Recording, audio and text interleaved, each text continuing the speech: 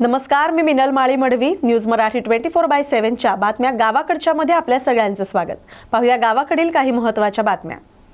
बांगलादेशातील अल्पसंख्याक हिंदू आणि दलित समुदायावर होत असलेल्या कथित अत्याचाराच्या निषेधार्थ अकोट शहरातील छत्रपती शिवाजी महाराज चौकात निषेध आंदोलन करण्यात आलं.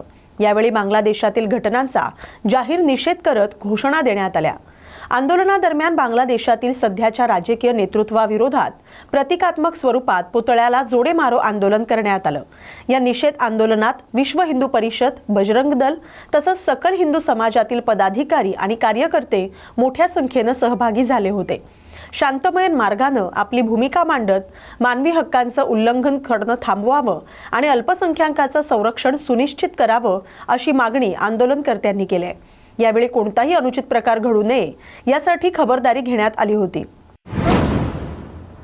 अमरावती जिल्ह्यातील सामाजिक कार्यकर्त्या, उद्योजिका, अमरावतीच्या प्रायव्हेट सिक्युरिटी गार्ड एजन्सीच्या संचालिका तसंच राष्ट्रशक्ती फिल्म मुंबईच्या विदर्भ अध्यक्षा सोनाली मेश्राम यांना राष्ट्रीय आदर्श समाजभूषण गौरव पुरस्कार देऊन सन्मानित करण्यात आलं. कैलासवासी बलवंत नागू शिंगाडे चॅरिटेबल ट्रस्टद्वारे आयोजित या राष्ट्रीय प्रेरणा गौरव पुरस्कार 2025 अंतर्गत अध्यक्ष अमन कांबळे यांच्या हस्ते हा सत्कार करण्यात आला. कोल्हापुरातील ताराबाई पार्क पंचशील हॉटेल जवळील रिजेंटा हॉटेल इथं या भव्य दिव्य कार्यक्रमाचं आयोजन करण्यात आलं होतं. राज्यात महापालिका निवडणुकीचं बिगुल वाजलंय. नगर परिषद निवडणुकीत मिळालेल्या यशानंतर वंचित बहुजन आघाडीचा फोकस आता महानगरपालिका निवडणुकांकडे लागलाय. भाजप सोडून कोणत्याही पक्षासोबत युती करा अशा सूचना वंचित बहुजन आघाडीचे अध्यक्ष प्रकाश आंबेडकर यांनी पक्षाच्या सर्व जिल्हाध्यक्षांना दिल्या आहेत. युनायटेड रिपब्लिकन फोरम आणि वंचित बहुजन आघाडी यांची बोलणी सुरू असताना व्यवस्था, परिवर्तन, भागीदारी आणि मूलभूत सुविधा या अमरावती महानगरपालिकेत कशा रुजवता येतील यावर चाचपणी करण्यात आली. त्यानंतर वंचित बहुजन आघाडी आणि युनायटेड रिपब्लिकन फोरम यांच्यासोबत युती करण्यात आली. डॉक्टर निलेश विश्वकर्मा आणि डॉक्टर अलीम पटेल यांच्या नेतृत्वात मनपा निवडणूक लढण्यात येणार आहे.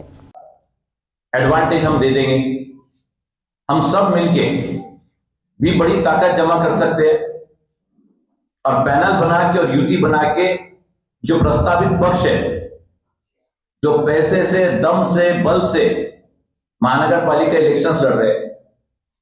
अभी तो लोकल इलेक्शन में नगर परिषद में देखा गया क्या रेवेन्यू मिनिस्टर भी आके प्रचार कर रहे हैं छोटे छोटे नगर परिषद इलेक्शंस के अंदर. यानी ये इलेक्शन सबके लिए कितना महत्वपूर्ण हो, बल्कि जनता के लिए सबसे ज्यादा महत्वपूर्ण होना चाहिए था. पॉलिटिकल पार्टीज के लिए, बड़ी लीडरशिप के लिए कम होना चाहिए था. लेकिन क्योंकि बजट इतना बड़ा है महानगर पालिका का, इसलिए इन्वॉल्वमेंट बड़े लेवल पे हो रहा है. अमरावती की परिस्थिति हम सब जानते हैं. आज 9 साल से आज इलेक्शंस नहीं हुए, तो 4-5 साल से तो प्रशासन के हाथ में था. यहाँ पे 2 ग्रुप्स ऑपरेट कर रहे हैं अमरावती के अंदर जो महानगर पालिका को कंट्रोल करते हैं. एक पुराना ग्रुप है गोल्डन गैंग, जिसने 25-30 साल यहाँ पे महानगर पालिका में अपनी राज जमाए रखा. चाहे वो कौन सी भी पॉलिटिकल पार्टी रहो, उनके लोग उसमें हैं, उनके ठेके लेने वाले उसमें हैं. महानगर पालिका पे उनका कंट्रोल था. 2019 के बाद वो चेंज आया, खासतौर से 22 के बाद दूसरा ग्रुप खड़े हुआ एमएलए संजय खोड़के साहब का, तो उसने अपना कंट्रोल महानगर पालिका पे करने की कोशिश की. और ये दोनों के बीच में जनता का बहुत बड़ा नुकसान हो रहा है. ये दोनों के बीच में जो खींचतान चल रही है, उसके अंदर जनता का बहुत बड़ा नुकसान हो रहा है.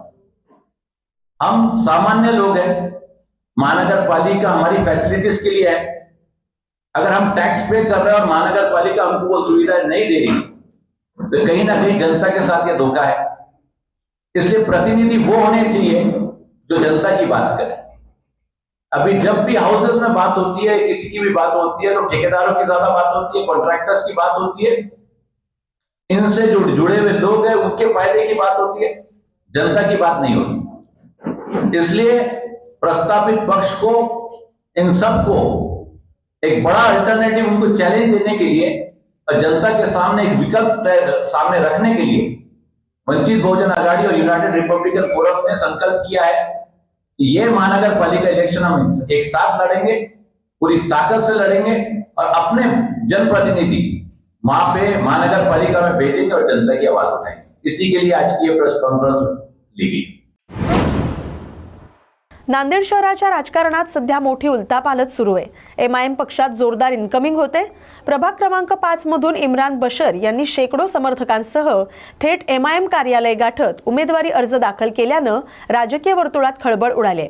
या भव्य शक्ती प्रदर्शनानंतर प्रभाग क्रमांक 5 मधून एमआयएमचा उमेदवार निश्चित होण्याची दाट शक्यता असल्याची चर्चा आता उघडपणे नागरिकांमधून सुरू झाली। या प्रभागात आधीपासूनच एमआयएम पॅनलमध्ये अब्दुल बासित, अझहरभाई आणि शेख मुर्तुजा हे सक्रिय होते।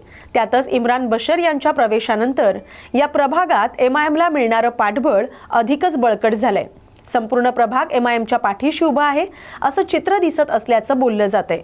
यावेळी पक्षाचे नेते सय्यद मोईन आणि फिरोज लाला यांच्याकडे अर्ज सुपूर्द करण्यात आलेत। दोन्ही नेत्यांनी इच्छुकांचे पुष्पहार घालून जोरदार स्वागत करत आता कामाला लागा असा स्पष्ट आणि आक्रमक संदेश दिलाय।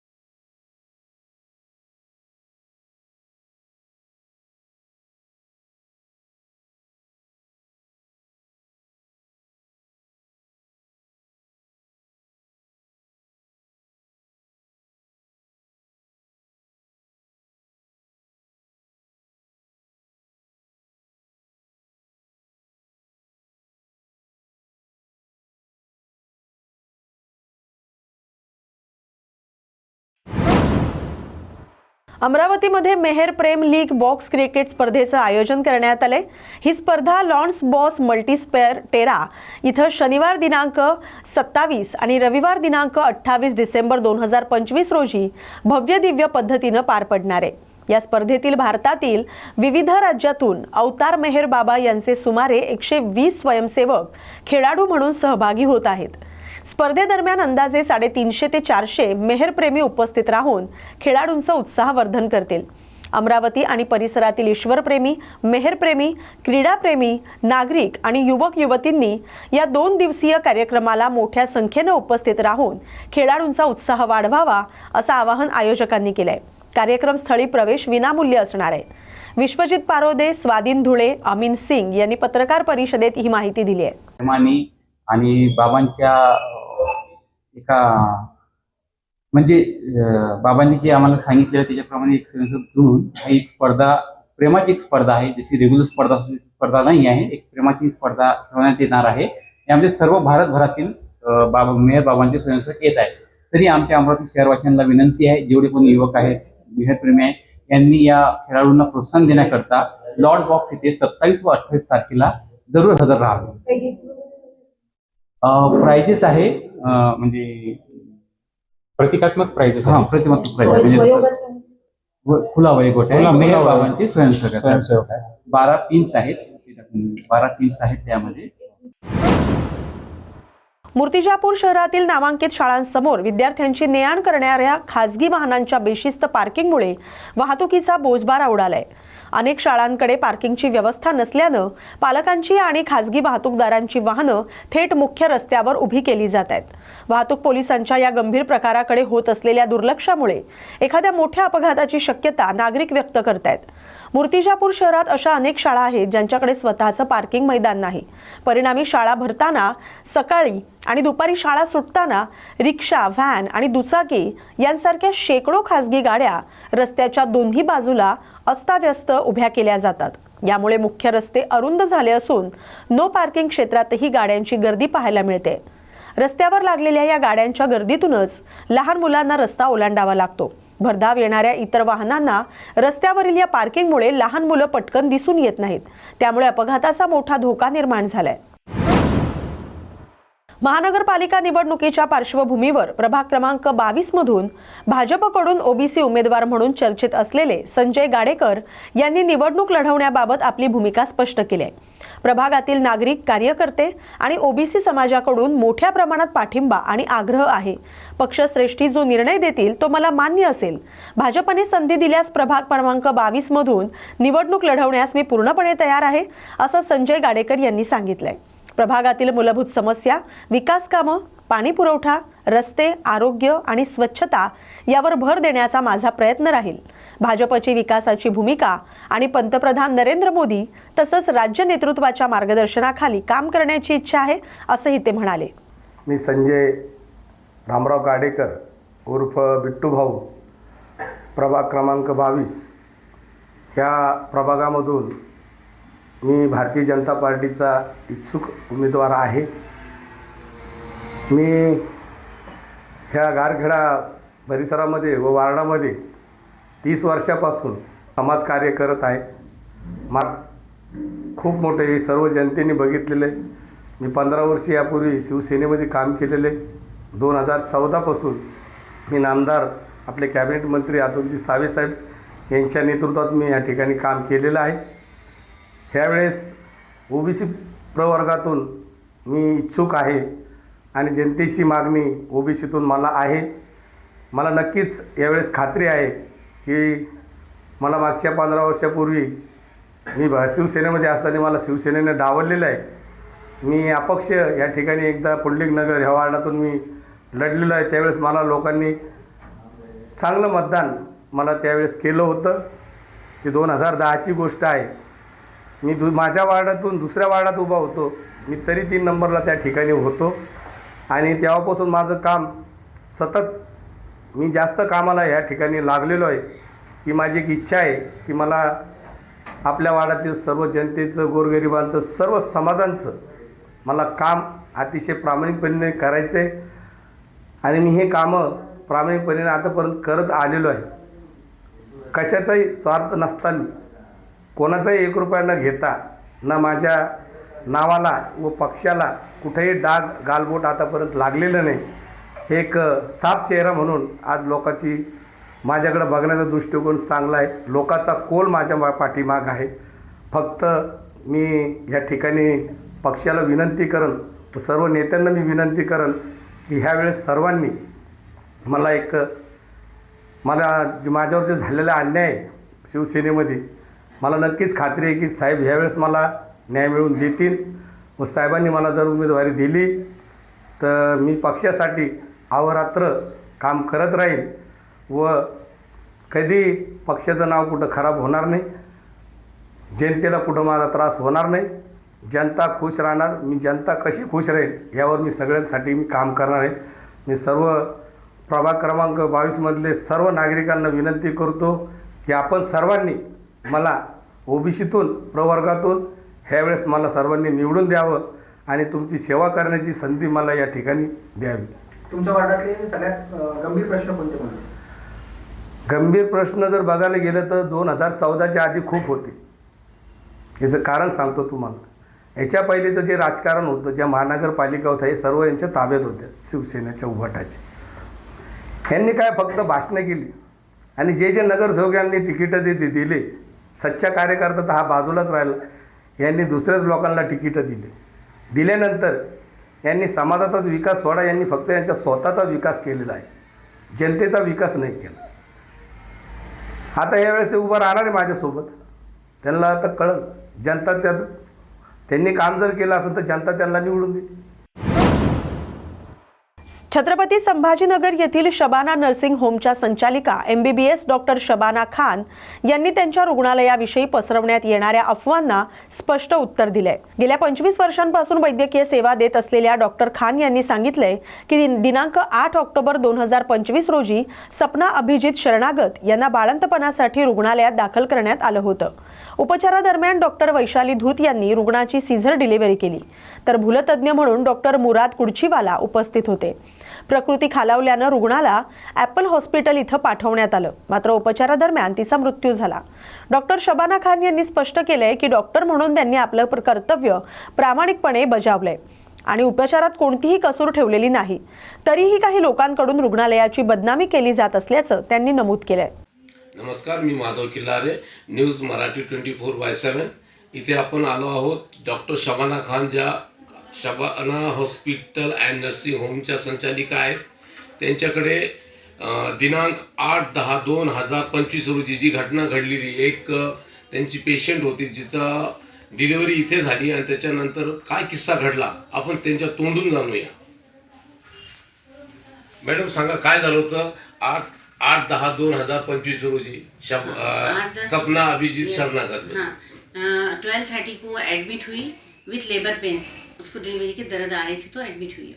यहाँ हमने तो उसको पेंस आने के नाते उसको एडमिट करना ज़रूरी था. एज ए डॉक्टर हम उसको ज़्यादा पूछताछ नहीं करते डिलीवरीज वाले के लिए, तो उसके लिए हमने उसको एडमिट किए. क्यों पूछताछ क्यों नहीं किया आपने? ज्यादा पेन में थी क्या? हाँ, पेंस तो होते, पूछताछ बोले तो यही है कि इन्वेस्टिगेशन है क्या नहीं, तो हम करा लेते हैं यहाँ पे. तो इन्वेस्टिगेशन कराने के लिए उसको बताए हैं, लेकिन उसके साथ कोई जेंट्स नहीं था और वो बहुत पेन में थी. फिर भी हमने हमारे पैसों से इन्वेस्टिगेशन किया, ब्लड भी चढ़ाया उसको. उसका 8 HB था, वो भी 6 महीने पहले कहीं की छोटी रिसिप्ट थी. ना गवर्नमेंट का पेपर्स थे ना प्राइवेट के कहीं के पेपर्स थे, उसके पास कहीं नहीं था. अब ये नेचुरल प्रोसेस है, बल्कि हम बहुत से पेशेंट को ऐसा ले लेते, बाद में चाहे उसका इन्वेस्टिगेशन करते. अब वो बोले इन्वेस्टिगेशन को मॉर्निंग में उसके हस्बैंड आएंगे, ये आएंगे, अभी तो प्रॉब्लम है हस्बैंड में, हस्बैंड खुद पी के पड़े रहता. बोले अब क्या बोलेंगे. किसने बताया आपको? सपना ने बताई, सपना के मम्मी ने बताया, उसकी बहन ने बताया. वो तीनों आए थे? वो तीनों थे, उसकी बहन और वो साथ थे. तो फिर मैंने बताया कि अभी तो हमको 8 HB है, पेंस एक्टिव है, आपको तो पैसे लगेंगे. तो वो बोले मैडम आप काम कर दो, हम सुबह तक आपको पैसे ला के देंगे 10-11 बजे. तो एक इंसानियत के नाते, एक इंसानियत, एक डॉक्टर होने के नाते हम इस तरह से कभी भी नहीं छोड़े और आज भी नहीं छोड़ेंगे. पैसे को नहीं देखे, अपने इलाज चालू कर दिया. बिल्कुल, इलाज भी चालू कर दिया. IV लगाए, सलाइन लगाए और ब्लड ट्रांसफ्यूजन भी दिए उसको, ताकि HB 8 दिख रहा था, बहुत पेल एनीमिक दिख रही थी. माशाल्लाह वो अपने को मॉर्निंग तक दे दिए 5 से 6 बजे तक. उसके बाद एक्टिव पेंस चालू थे. 10 से 11 तक उसका 7-8 हो गया. जबकि 10 डायलिटेशन पे डिलीवरी होती तो वो आगे प्रोग्रेस नहीं हो रहा. उसको पेंस बहुत एक्टिव थे, बहुत वो हो रही थी, परेशान किया, मुझे सीजर कर दो बोल के. फिर हमने उसकी मम्मी को उनको बोले कि आप GMC जाते क्या, क्योंकि आपके पास अभी फिलवा कमा को सीजर को उसको पैसे लगेंगे. वो बोले नहीं मैडम आप कर दो, हम उसके बाद आएंगे, उसका हस्बैंड दोपहर तक आ जाएंगे. हम वो भी बिना उनके पैसे लिए के सीजर कर लिए. अभी हमको तो कोई लालच करते रहता. वक्त कौन कौन था आपके साथ? डॉक्टर कौन थे? डॉक्टर वैशाली मैडम, डॉक्टर मुराद सर, वैशाली मैडम हमारे दूत दूत मैडम, वैशाली दूत मैडम हमारे सर्जन है, गायनेकोलॉजिस्ट सर्जन आते, और हमारे मुराद सर है एनेस्थेटिस्ट, और हम हैं, हम असिस्ट करते हैं. वो लोग डॉक्टर है, वो लोग सर्जन है, हम तीनों ही करते. हमेशा भी ऐसा ही नहीं रहा कि मैंने अकेले कोई सीजर ऑपरेशन किया. तो हम तीनों मिलके वो किए, लेकिन उसके बाद अच्छे से हो गया माशाल्लाह, सब चले गए. वो लोग अभी 2 घंटे के बाद तक पेशेंट अच्छा था. तीसरे घंटे से थोड़ा सा ऐसा डल दिखा, पेल दिखा, तो हमने ब्लीडिंग वगैरह चेक करे, कुछ भी नहीं थी, जो कि करते हम लोग अक्सर डिलीवरी के बाद ऐसा दिखा. तो डिलीवरी में क्या हुआ? फीमेल हुई या मेल? फीमेल बेबी हुई, अच्छी है माशाल्लाह अभी हो. और उसके बाद 2 घंटे के बाद से जब ऐसा तबीयत हो रही तो हमने हमारे डॉक्टर से वापस से फ़ोन कर. अचानक उसकी तबीयत खराब अचानक हो उसकी तबीयत खराब हुई, तो वो पेल दिख रही थी, ऐसा कुछ उसको हो रहा नहीं था, मगर हमको लग रहा था कि लो BP हो रहा क्या. Low BP. तो हाइपोटेंशन भी हो रहा था, सेचुरेशन भी डल हो गया था, कम हो गया था, O2 सेचुरेशन. तो इसके लिए हमने डॉक्टर्स को फ़ोन करे, O2 लगाए, मॉनिटर लगाए, सब करे. फिर डॉक्टर से ये दो वो दो, जब तक आज तक हमारी बात चालू थी.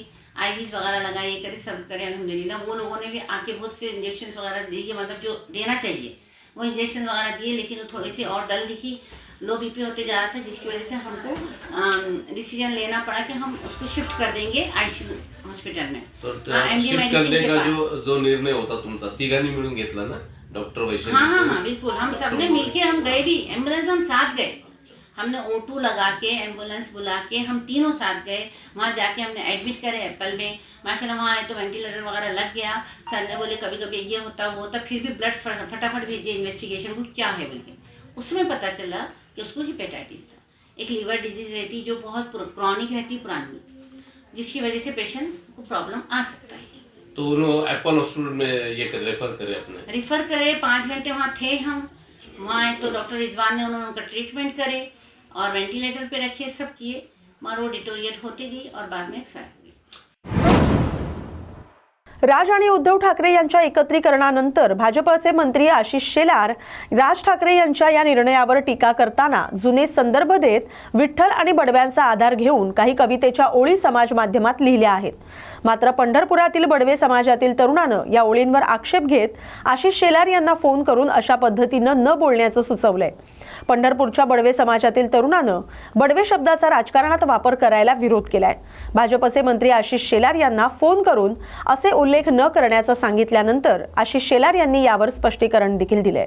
ऐका तुमच्या प्रेसला तिकडं 2 मिनिटं फक्त एक बडवे म्हणून बोलतो. आम्ही बीजेपीला मानणारे माणसं आहेत. बीजेपीला मतदान करतो पंढरपुरात आम्ही. आज काँग्रेसच्या काळात मंदिर ताब्यातनं आमचं काढून घेतलं. त्याच्यानंतर 2014 पासून आजपर्यंत आम्ही अक्षरशः आमच्या लोकांना भिकेला लावलं त्या काँग्रेसने, म्हणून आम्ही बीजेपीचा हात धरला. तर बीजेपी आमच्या डोंगरावर लाथा घालायला लागली. आणि तुम्हाला स्पष्ट सांगतो साहेब, बडव्यांचं ऐका बडव्यांचं नाव घ्यायचं अधिकार कोणालाच नाही. बडव्यांचा इतिहास खरंच तुम्ही एकदा माहिती करून घ्या. आज अफजल खान इथं स्वारी करून आला होता, औरंगजेब आला होता. प्लेगच्या काळामध्ये मंदिराचं संरक्षण बडव्यांनी केलंय. आता बोलू मी तुमचं ऐकलं तर? हा बोला. तुमचा गैरसमज होतोय. पूर्ण प्रेस बघितले तर गैरसमज होणार नाही. अहो पण बडवे नाव कशासाठी आम्हाला त्रास होतो ना साहेब इथं. तुम्ही ऐकणार नसाल दादा तर कसं बोलणार? तुमचं ऐकलं की नाही मी? हा बोला. त्यामुळे तुमच्या त्रासाला मी समजून घेतो. तुमचा गैरसमज होता. मी बडव्यांच्या विरोधात बोललेलो नाही. नंबर 1 मी तेच तुम्हाला लिहून दिलंय. 2 मी जे बोललो ते राज ठाकरे पार्टी सोडताना तो बडव्यांवर बोलला आहे. कोण? राज ठाकरे. मान्य 100%. हा 2 3 मी त्यांना तुमच्यासारखंच राज ठाकरेंनी बडव्यांचा उल्लेख केलाय त्याचं क्रिटिसाइज करतोय, आलोचना करतोय. तुम्ही कुठल्या बडव्यांबद्दल बोला हा प्रश्न विचारतोय. काय झालं साहेब ऐका, आता तुम्ही ऐकूनच घेत नाही. बरोबर शांतपणे ऐकून घ्या. मग तुम्ही बोला, ऐकतो मी. तुमचा हा समज आहे की मी बडव्यांच्या विरोधात बोललो, हे नाही. राज ठाकरे पक्ष सुरू करताना या माझ्या विठ्ठलाला बडव्यांपासून मुक्त करायचं असं म्हणाले. का म्हणाले? कोणाबद्दल बोलले? ते बडवे कोण हे राज ठाकरेंनी सांगा. आम्ही त्यांना प्रश्न विचारतोय. मी तुमची बाजू घेतोय. मी तुमच्या विरोधात नाही बोलत आहे. एवढंच मला म्हणायचं आहे. बोला. आता मी बोलू का साहेब तुम्हाला? बोला. हे बघा आम्ही आशिष शेलार साहेबांना खूप मानणारे माणसं आहेत. अरे मी आशिष शेलारच बोलतो. मी सारखे तुम्हाला SMS ला रिप्लाय केला. मी स्वतःच करतोय. तुमचा गैरसमज तिथेही करतोय. मी स्वतः करतो. आता मी मीटिंग मधून बाहेर आलो तेवढ्यासाठी. 2 मिनिटं फक्त माझं म्हणणं, फक्त 2 सेकंद मला बोलू द्या फक्त. आज आमची परिस्थिती इतकी वाईट अवस्थेत आहे साहेब.